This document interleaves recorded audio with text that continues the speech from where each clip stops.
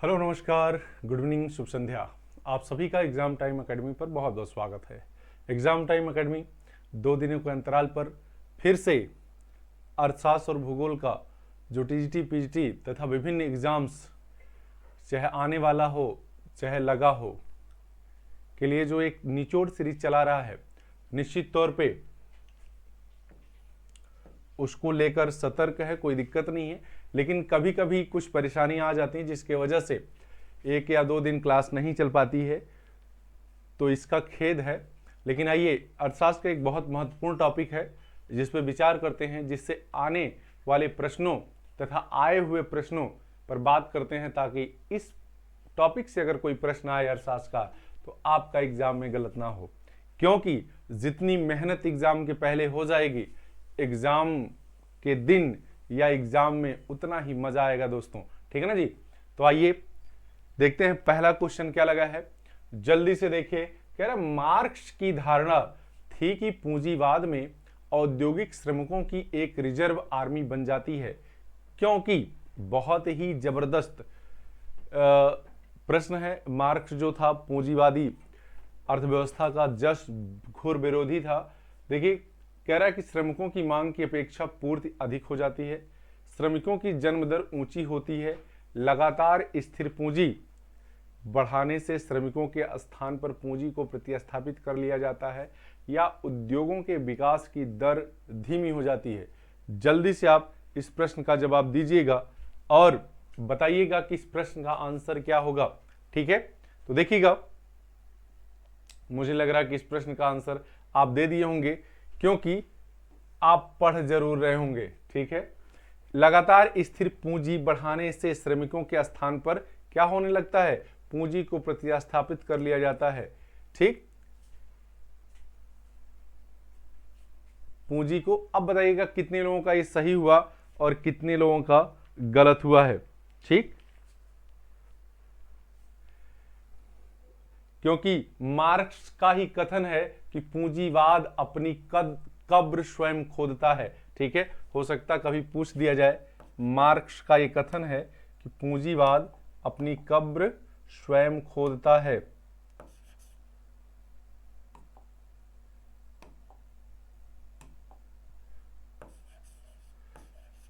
पूंजीवाद अपनी कब्र स्वयं खोदता है।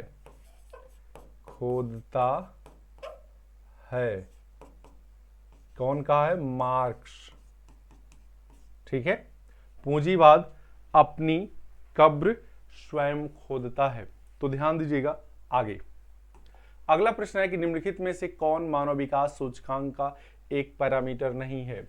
मानव विकास सूचकांक 2 या 2 से अधिक देशों के विकास के स्तर की तुलना के लिए जारी किया जाता है। आइए इस पे थोड़ी सी चर्चा कर लेते हैं, क्योंकि मानव विकास से संबंधित बहुत सारे प्रश्न पूछे जाते हैं। देखिएगा, मानव विकास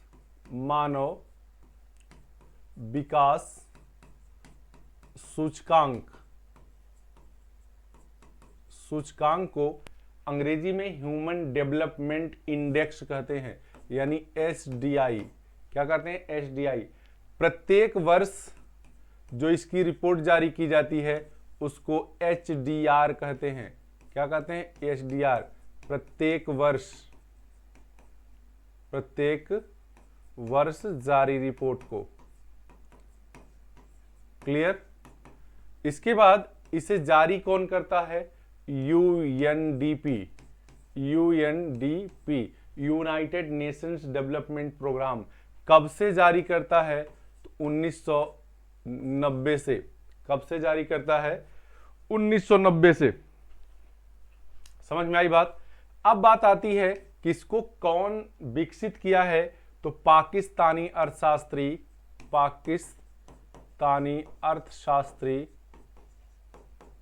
महबूब उल हक। क्या भारत का कोई अर्थशास्त्री इससे जुड़ा है? हाँ, अमर्त्य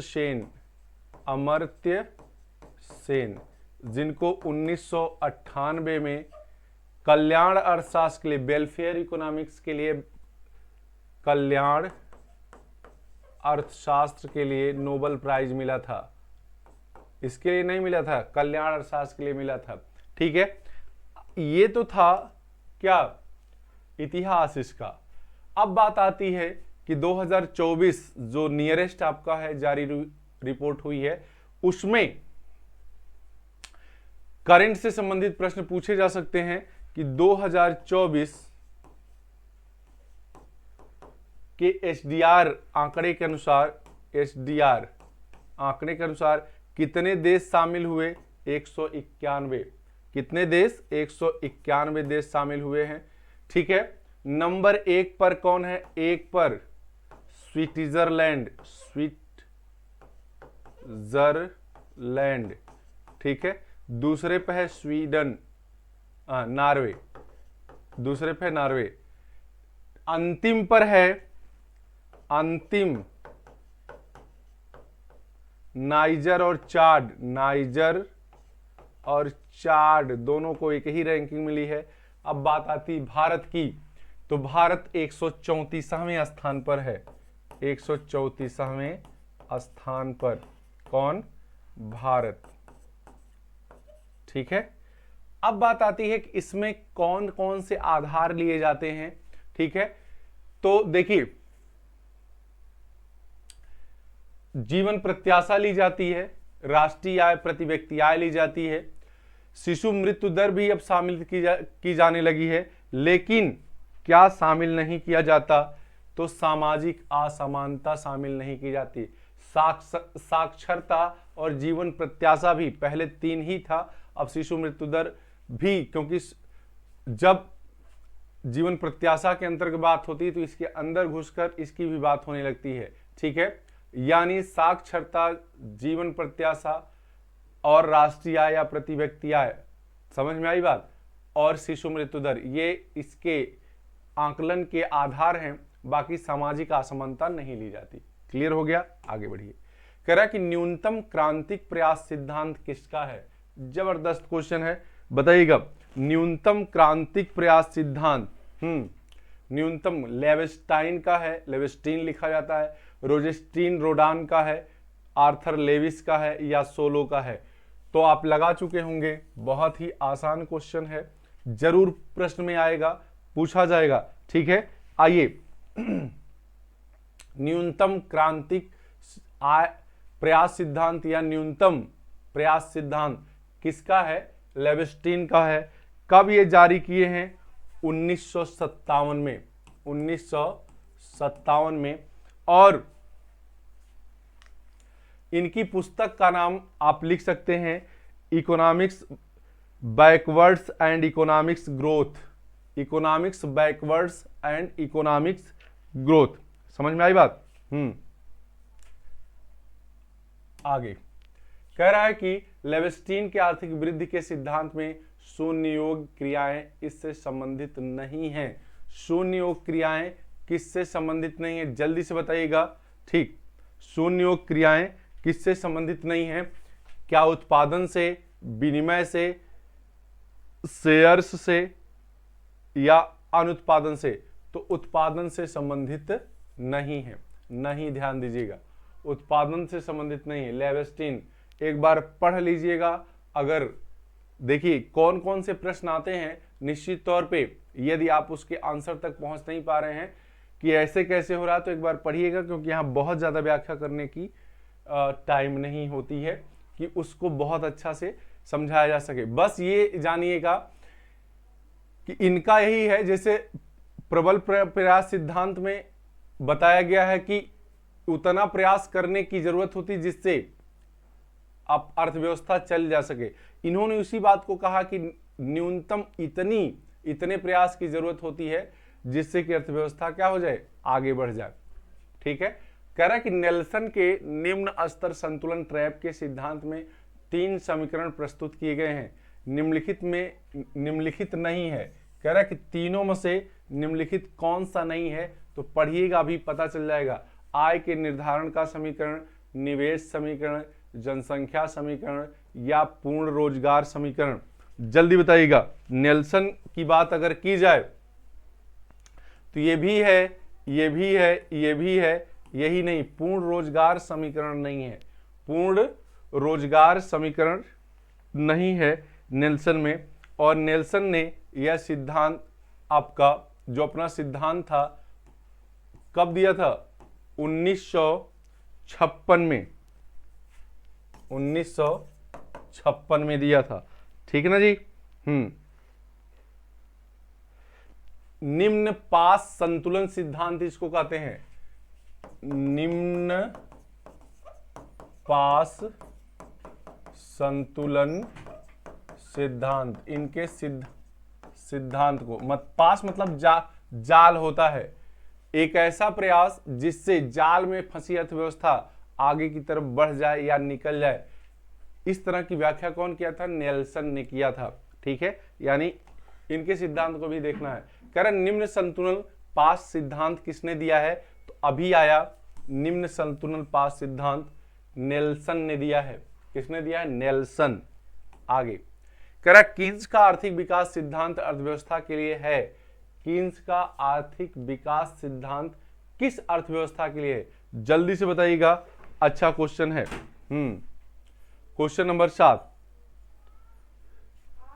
तो जो कीन्स थे, ठीक, ये विकसित अर्थव्यवस्था से जुड़े लोग हैं। ठीक है, इसलिए इनका सिद्धांत भी किस देशों से संबंधित है? विकसित देशों से संबंधित है।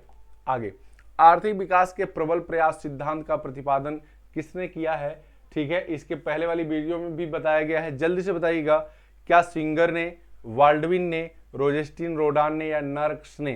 तो नर्क्स नहीं, रोजेस्टीन रोडान ने। कौन? रोजेस्टीन रोडान।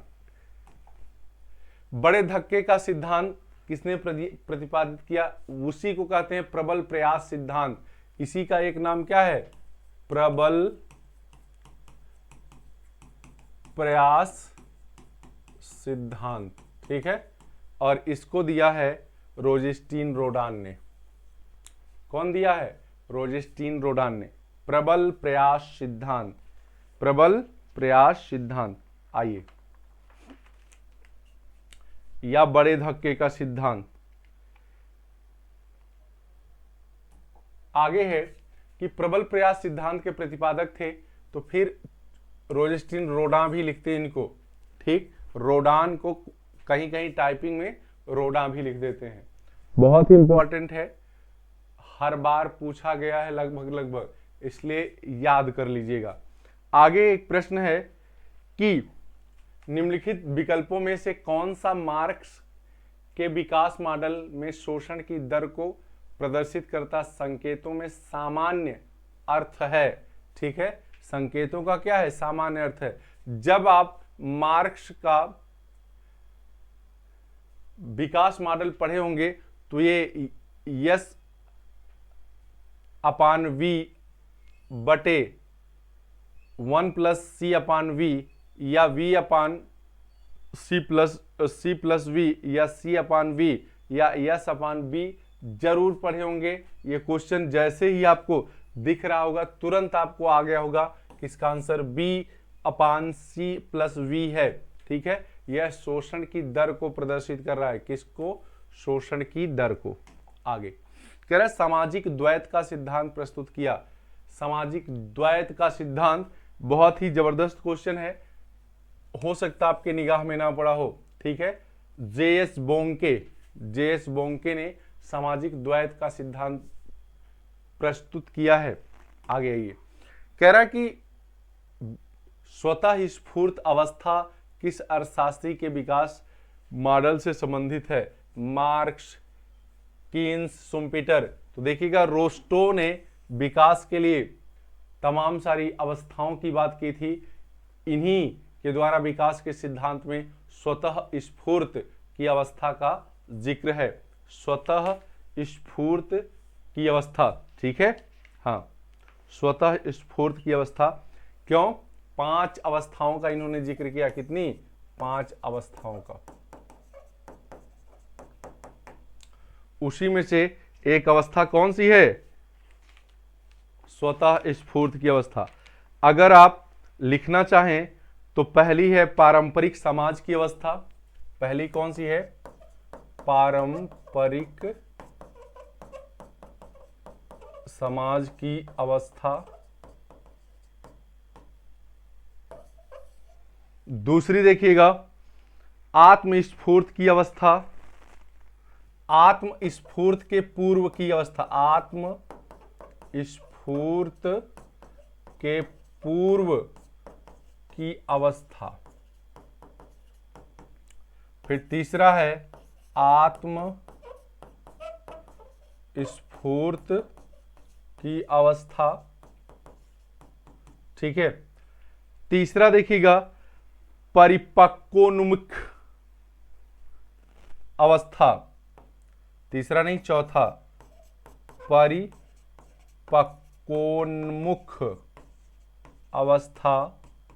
और लास्ट है पांचवी अधिकाधिक अवस्था। ठीक है, कौन? अधिकाधिक अवस्था। अधिकाधिक अवस्था। क्लियर?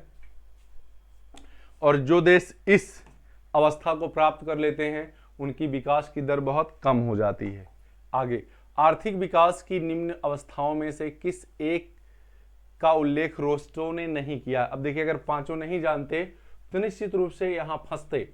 ठीक है, देखिए ध्यान से, परंपरावादी समाज की अवस्था ये तो है, अधिकार पूंजीवादी अवस्था, आत्मस्फूर्त की अवस्था, अत्यधिक उपभोग की अवस्था।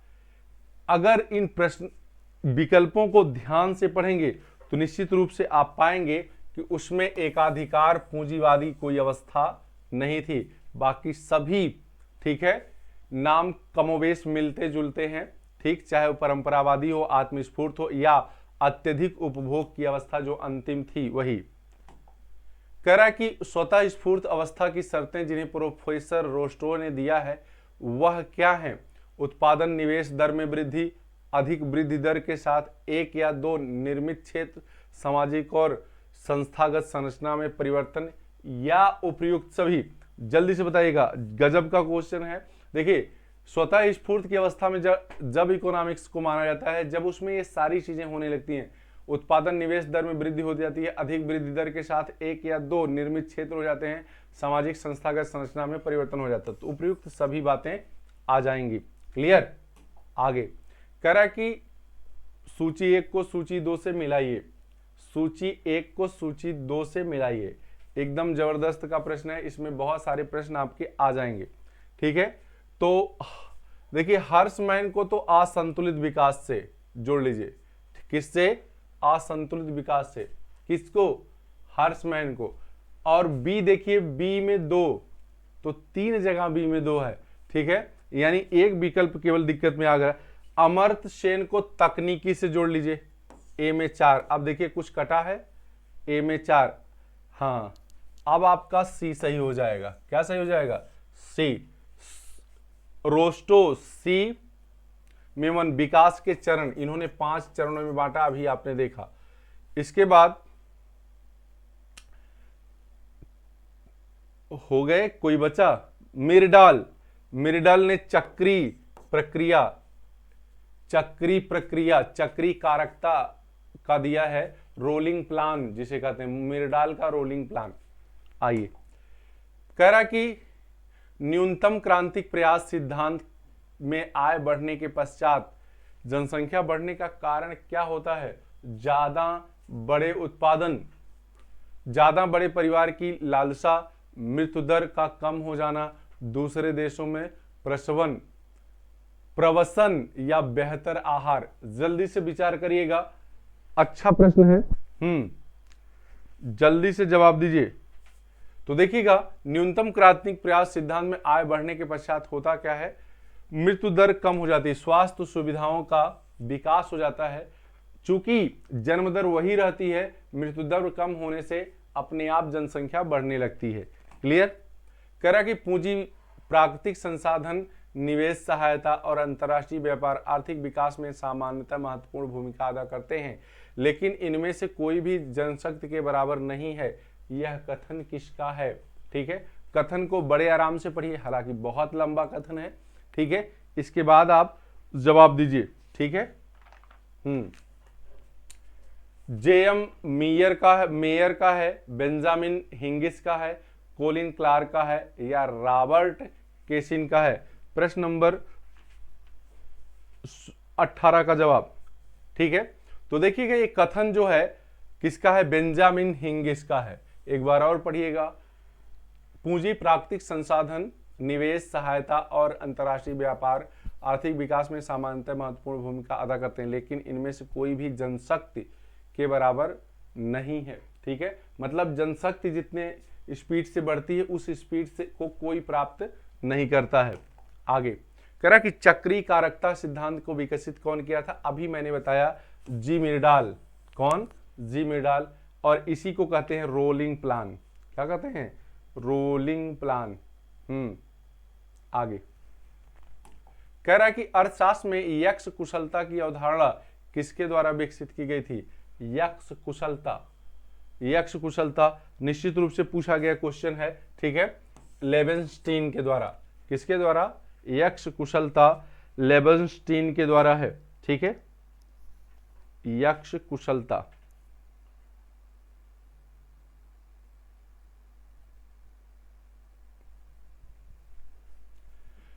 यक्ष कुशलता होती क्या है? उत्पादन को न्यूनतम लागत पर प्राप्त करना ही यक्ष कुशलता कहलाती है। उत्पादन, कमेंट कर दिया करिए भाई, कमेंट। उत्पादन को न्यूनतम लागत पर प्राप्त करना यक्ष कुशलता कहलाती है। कुशलता। लेवेंस्टीन कह रहा है कि निम्नलिखित में से किसने क्रांतिक न्यूनतम प्रयास की अवधारणा प्रतिपादित की? अभी ये प्रश्न आया है, ठीक है। एच लेवेंस्टीन का है। एच लेवेंस्टीन का है। जो प्रश्न दोहराए गए हैं उस पर टाइम नहीं वेस्ट करते हैं।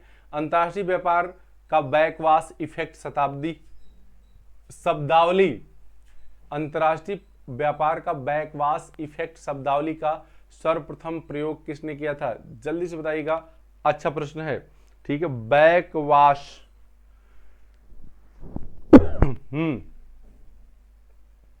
किसने किया था? तो देखिएगा, बैकवाश का जो किया था वो गुरनार मिर्डाल ने किया था। कौन किए थे?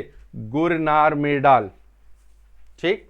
हाँ, कह रहा कि लेविस के अनुसार वर्तमान मजदूरी दर पर श्रम की पूर्ति होती है पूर्णतया लोचदार, पूर्णतया बेलोचदार, पूर्णतया बेलोचदार, बेलोचदार, लोचदार और पूर्णतया लोचदार। लेविस के अनुसार वर्तमान मजदूरी दर पर श्रम की पूर्ति, जल्दी बताइएगा। अच्छा क्वेश्चन ये भी है, श्रम की पूर्ति कैसी होती है? Question number 22।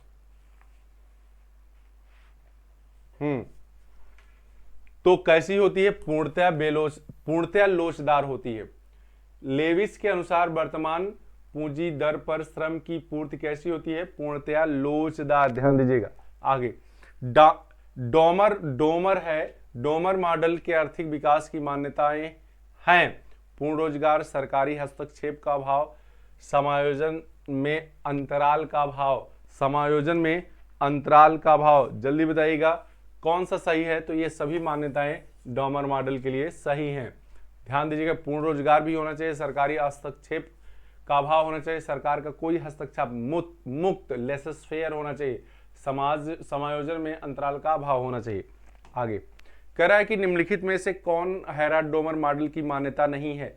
हैराड डोमर मॉडल की मान्यता कौन सी नहीं है? एक बार फिर से पढ़िएगा।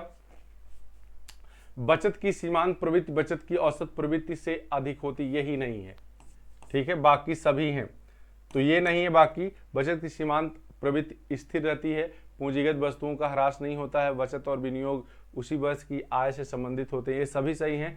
पहला सही नहीं है, ठीक है। हाँ, आगे राष्ट्र की आपूर्ति वक्र दिखाता है कि राष्ट्र क्या क्या कर सकता है, क्या निश्चित रूप से कर सकता है, क्या करना चाहता है, उपयुक्त में से कोई नहीं। जल्दी बताइएगा। अच्छा प्रश्न ये भी है। क्या है? तो आपूर्ति वक्र जो है यह क्या दिखाता है कि राष्ट्र क्या कर सकता है। आपूर्ति वक्र क्या दिखाता है कि राष्ट्र क्या कर सकता है। ठीक है, आपूर्ति वक्र इसी तरह से होता है। यश वक्र ये क्या प्रेजेंट कर रहा है, क्या कर सकता है। कह रहा है कि लुई की दृष्टि में द्वैध शासन अर्थव्यवस्था के अंदर पूंजीवादी क्षेत्र विशेष श्रम को खपा लेता है, बशर्ते क्या होना चाहिए, जल्दी बताइएगा। यह क्वेश्चन 27वां लुई की दृष्टि से तो देखिए, पूंजी मूलक अधिशेष उत्पन्न हो रहा है, पूंजी मूलक अधिशेष उत्पन्न हो रहा हो और उसका पुनर्निवेश किया जा रहा हो, निर्वाह क्षेत्र की श्रम आपूर्ति लोचदार हो, पूंजी मूलक अधिशेष उत्पन्न हो रहा हो और उसका पुनर्निवेश किया जा रहा है। ये सबसे सटीक है, ऑप्शन नंबर सी। ठीक है, लुई की दृष्टि में द्वैध शासन अर्थव्यवस्था के अंदर पूंजी क्षेत्र विशेष क्रम को खपा लेता है, बशर्ते ये चीज होना चाहिए। कह रहा है कि हैरड डोमर विकास का प्रारूप यह संकेत देता है कि मानव विकास संबंधित है। मानव विकास किससे संबंधित है, जल्दी बताइएगा। हैरड डोमर मॉडल प्रत्यक्ष रूप से बचत से तथा अनुपात के विलोम से, प्रत्यक्ष रूप से बचत से तथा अनुपात के विलोम से, तो यही हैरड डोमर मॉडल का विकास इसी से संबंधित है, प्रत्यक्ष रूप से बचत। हैराड मॉडल में विकास की वांछित दर जी बराबर होता है डब्ल्यू बचत की औसत प्रवृत्ति। ठीक है, डब्ल्यू बचत की औसत प्रवृत्ति। हैरड मॉडल में विकास की वांछित दर जी डब्ल्यू बराबर होती है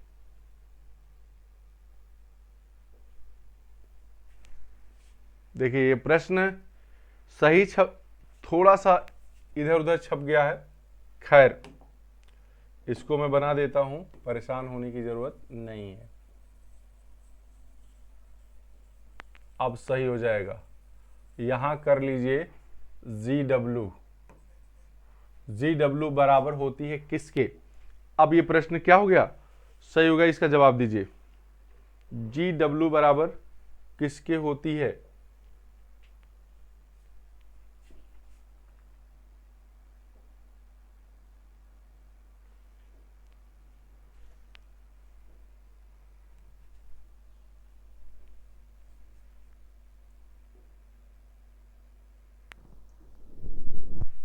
कि मुझे लग रहा है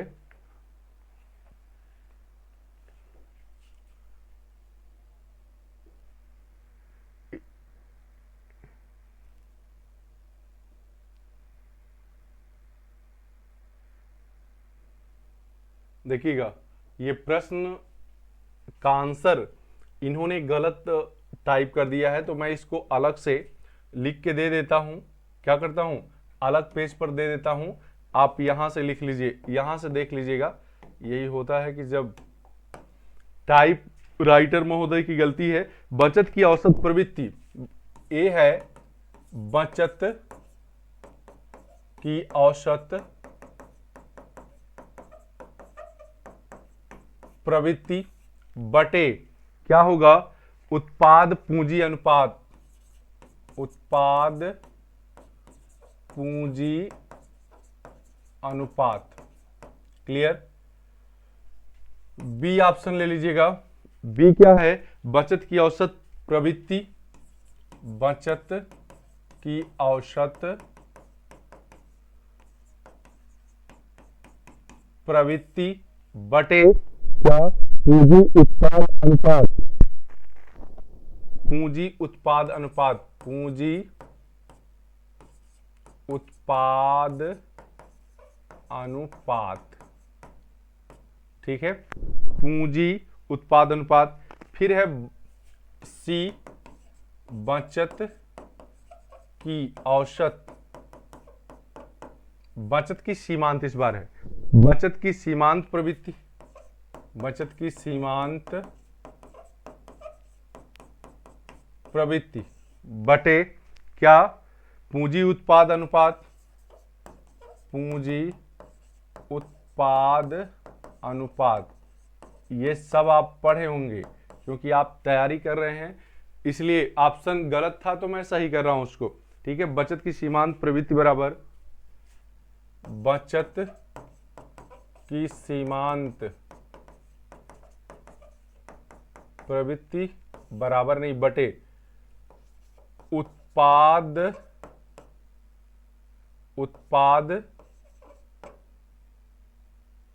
अनुपात। ठीक है, उत्पादन पूरा लिखेगा, उत्पादन पूंजी अनुपात। कौन सा सही है इसमें? यदि आप पढ़े होंगे तो जाहिर सी बात जान रहे होंगे कौन सा सही है। सी सही है कि बचत की सीमांत प्रवृत्ति बराबर होता है पूंजी उत्पाद अनुपात, पूंजी उत्पाद अनुपात। आगे कह रहा है कि हैरट-डोमर मॉडल समृद्धि किस प्रकार के उत्पादन फलन को मानता है?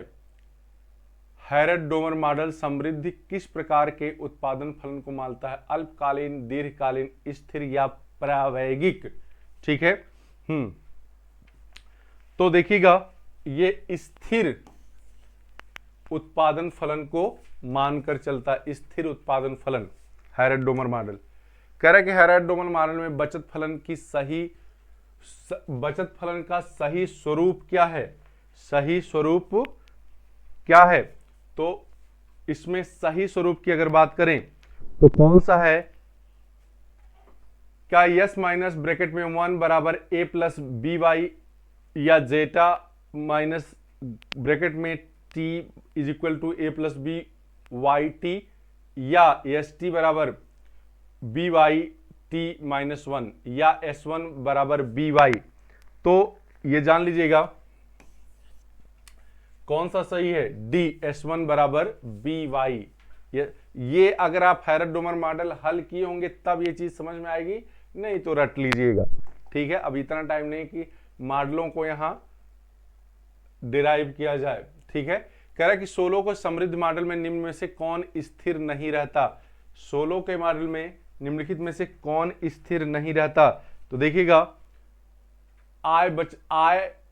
बचत आय अनुपात, पूंजी श्रम अनुपात, उपभोग की सीमांत प्रवृत्ति, जनसंख्या वृद्धि। तो पूंजी श्रम अनुपात ये स्थिर नहीं रहता। ठीक है, किसके मॉडल में? सोलो। सभी मॉडल को एक बार पढ़ लीजिए 1-2 घंटा लगाकर। चाकूधार समस्या किसके नाम से संबंधित है? ठीक है, मार्शल रोस्टेव हैरट-डोमर मॉडल। तो हैरट-डोमर मॉडल में चाकूधार समस्या आती है। ठीक है, चाकूधार या छुरीधार इसे कहते हैं। ठीक, रॉबिन्स ने इसी को गोल्डन एज कहा है। क्या कहा है? Golden age. प्रोफेसर रोस्टेव ने आर्थिक विकास की प्रक्रिया को निम्न में से कितनी अवस्थाओं में बांटा है? तो 5 अवस्थाओं में। अभी हमने आपको बताया है कितनी अवस्थाओं में? 5 अवस्थाओं में। आगे रोस्टेव की आर्थिक समृद्धि वृद्धि की अवस्थाओं में उड़ान की अवस्था में निवेश की आवश्यकता होगी। उड़ान की अवस्था को पाने के लिए निवेश की कितना जरूरी है? तो 10% से 15% तक अगर निवेश होता है तो यह इसे उड़ान की अवस्था कहते हैं। आगे आवश्यकता न्यूनतम प्रयास मॉडल, आवश्यक न्यूनतम प्रयास मॉडल किसकी देन है? अभी आपने पढ़ा है आवश्यक न्यूनतम, लेबस्टीन का, बहुत इंपॉर्टेंट भाई। ठीक है, हर्षमैन का असंतुलित है, रोजेस्टीन प्रबल प्रयास है। ठीक है, रोस्टेव ने विकास का चरण दिया है। आप देखिए इनका क्या? असंतुलित, संतुलित